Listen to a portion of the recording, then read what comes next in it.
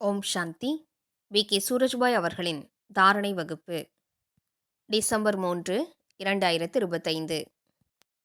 பாபாவின் குழந்தைகளாகிய நம் மீது மேலிருந்து பாபாவின் பார்வை எப்போதும் இருக்கிறது. நம்மை மகான் ஆத்மாக்களாக இந்த உலகம் என்ற மேடையில் பாபா வெளிப்படுத்த விரும்புகிறார்.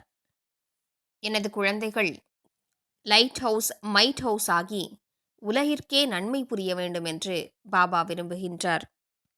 அவரது பார்வை என்னவோ நம் மீது இருக்கிறது. ஆனால் நமக்கு சுயத்தின் மீது பார்வை இருக்கிறதா? எனக்கு எங்கெங்கே வீணான மற்றும் எதிர்மறையான எண்ணங்கள் இருக்கின்றன என்று சோதிக்கக்கூடிய பார்வை. எங்கெல்லாம் எனது நேரம் வீணாகிறது, எங்கிருந்தெல்லாம் நேரத்தை மிச்சப்படுத்தி நான் உயர்ந்த முயற்சியை செய்ய முடியும், எனக்குள் இன்னும் என்ன குறை இருக்கிறது, இதன் மீது நமக்கு பார்வை இருக்க வேண்டும். எந்த ஒரு மனிதர் தனது குறைகளை தெரிந்திருக்கிறாரோ, மேலும் அவற்றை நீக்குவதற்கான முயற்சியில் ஆர்வமாக ஈடுபட்டிருக்கிறாரோ, உண்மையில் அவருக்கு பாபாவின் மிகுந்த உதவி கிடைக்கப் பெறுகிறது. மேலும் அவர் அந்த குறையிலிருந்து அவசியம் விடுபட்டு விடுகிறார்.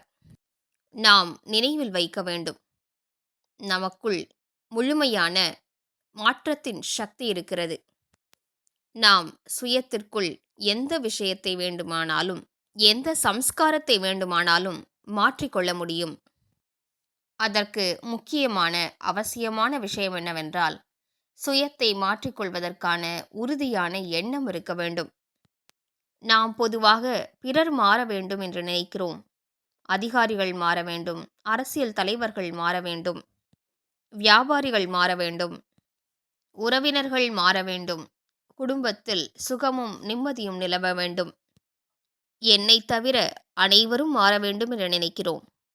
ஆனால் பிறர் மாறுவதனால் வீட்டில் சுகமும் நிம்மதியும் வந்துவிடாது. எதுவரை நாம் சுயத்தை மாற்றிக்கொள்ளவில்லையோ அதுவரையிலும் நாம் வலிமை பெற்றவராக ஆக முடியாது, நமது லட்சியத்தையும் அடைய முடியாது.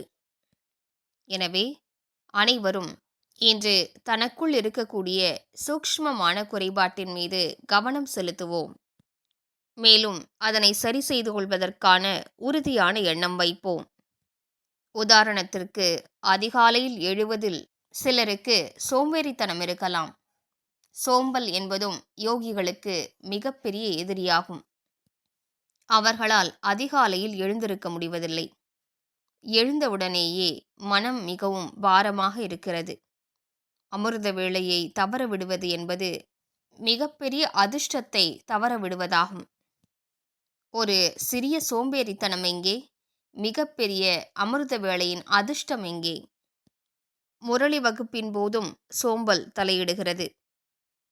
போகலாம், பின்னர் போகலாம், இன்னும் முரளி தொடங்கி இருக்காது.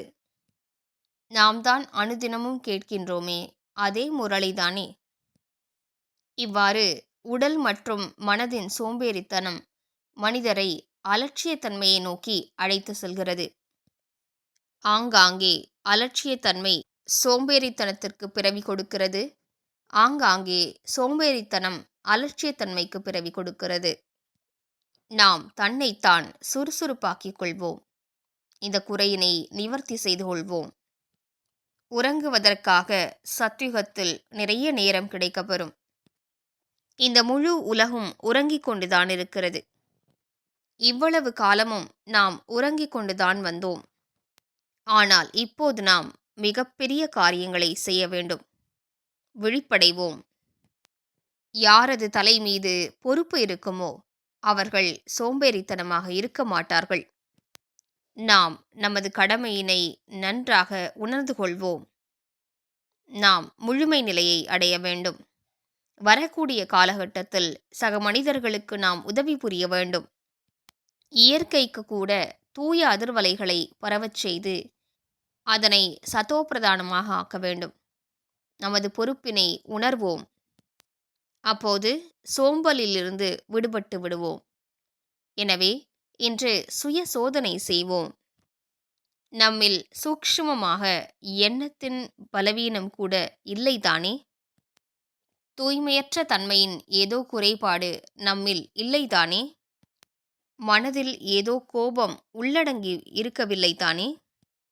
பிறரை பழிவாங்க வேண்டும் என்ற உணர்வு நமக்குள் நிறைந்திருக்கவில்லைதானே?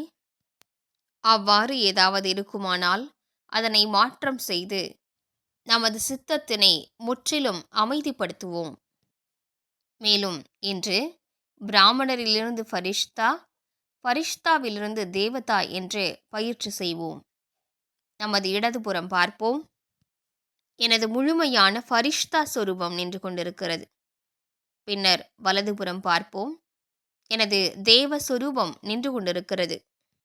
பிராமண ஆத்மாவாகிய நான் இந்த உடலிலிருந்து வெளியேறி ஃபரிஷ்தா உடலை தரித்து கொண்டேன்.